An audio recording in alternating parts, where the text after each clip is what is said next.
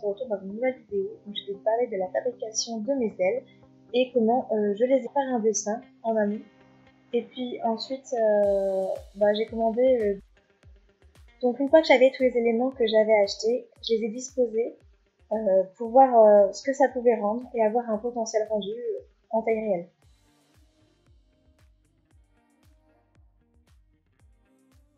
On va les découper.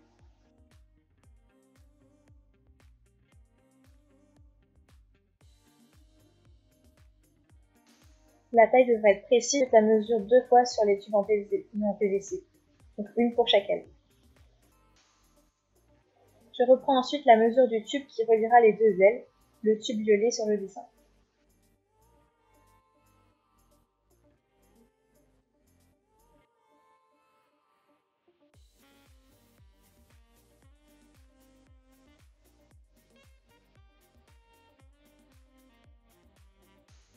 Je reprends un tube plus gros du diamètre du raccord.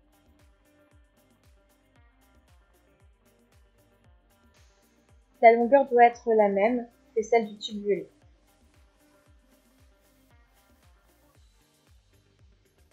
On pose les tubes sur un étau et on découpe avec une scie.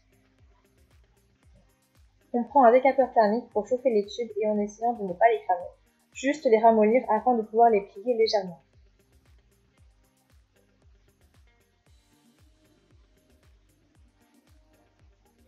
Le but va être de créer les deux mêmes angles à peu près. Ils sont très fragiles donc il faut faire attention de ne pas les casser. J'ai aussi légèrement plié au milieu des doubles tubes afin de créer une ossature plus arrondie.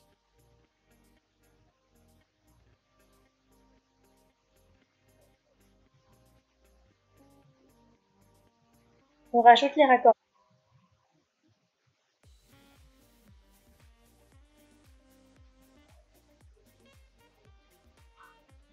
Les raccords du milieu sont plus larges car ils vont seulement venir en maintien. On emboîte. Pour finir l'ossature, on prend les tiges en fibre de verre et je les ai maintenues en bourrant avec du tissu dedans.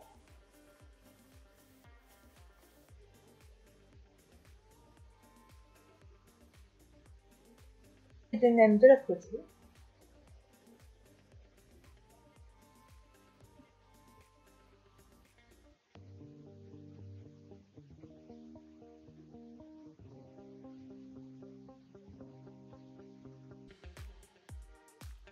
N'hésitez pas à poser vos plumes dessus pour trouver la courbure idéale, surtout pour le bas.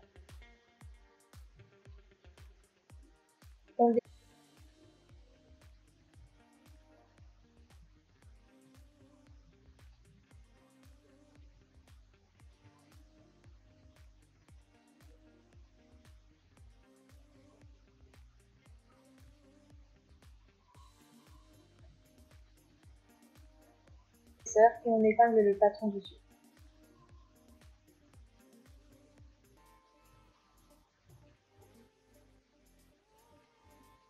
Puis on découpe en laissant beaucoup de marge. On passe le tour du tube en PVC.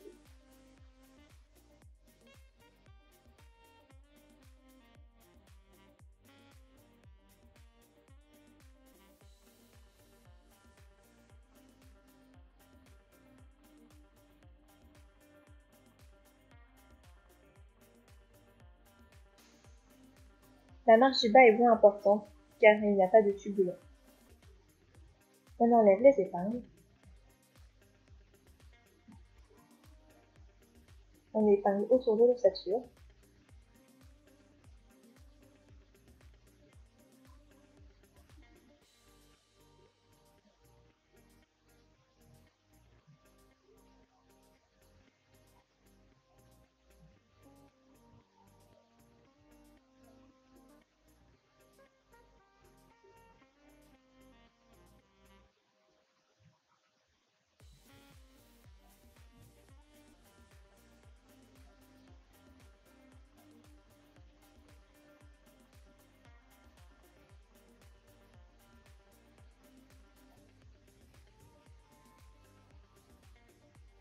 On peut enlever le surplus de tissu des gouttières.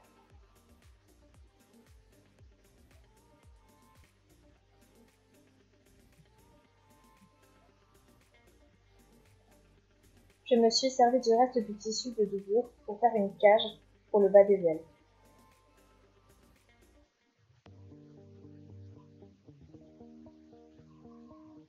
Cela permet de renforcer et maintenir la liaison des deux ailes. Vous pouvez aussi resserrer les raccords avec des colliers de serrage pour éviter que les ailes partent dans tous les sens. Du coup, pour éviter que les colliers de serrage blessent le dos, j'ai renforcé avec du tissu de type plaid.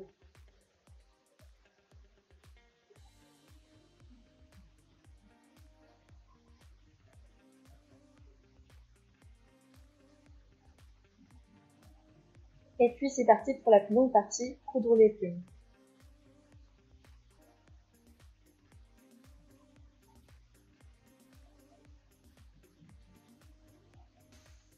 Commencez par le bas, puis remontez pour que ce soit plus facile, les plumes se superposant.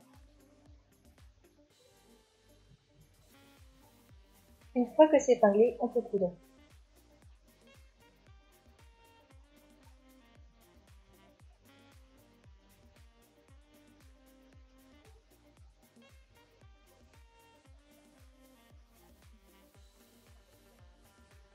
Pour les plumes noires, il n'y aura qu'une rangée. Par-dessus, on continue avec toutes les autres bandes de plumes.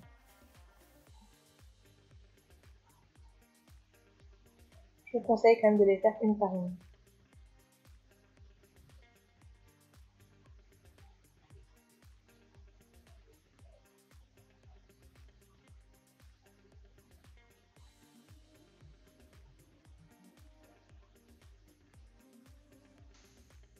Pour que ça fasse plus réaliste.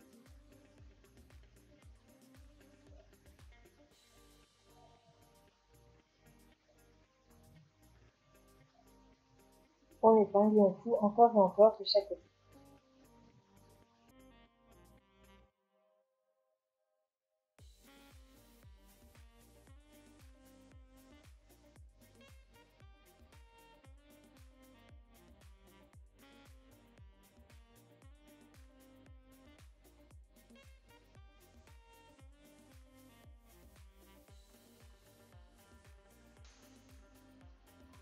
Voici un petit aperçu après de nombreuses heures de couture.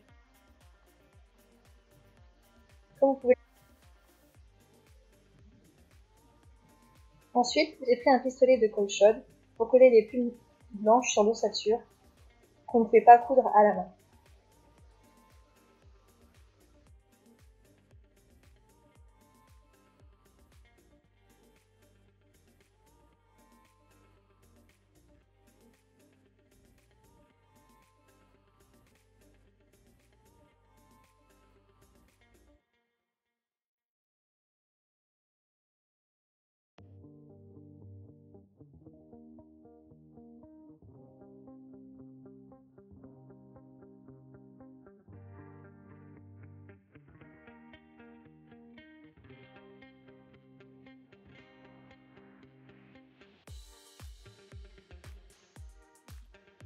Vous pouvez aussi peaufiner votre dégradé en collant des plumes ailleurs.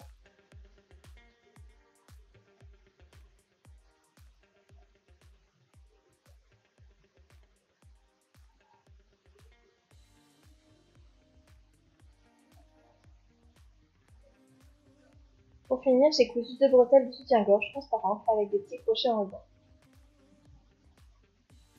J'ai aussi mis des petits crochets transparents pour mettre les doigts dedans et aider les ailes à bouger.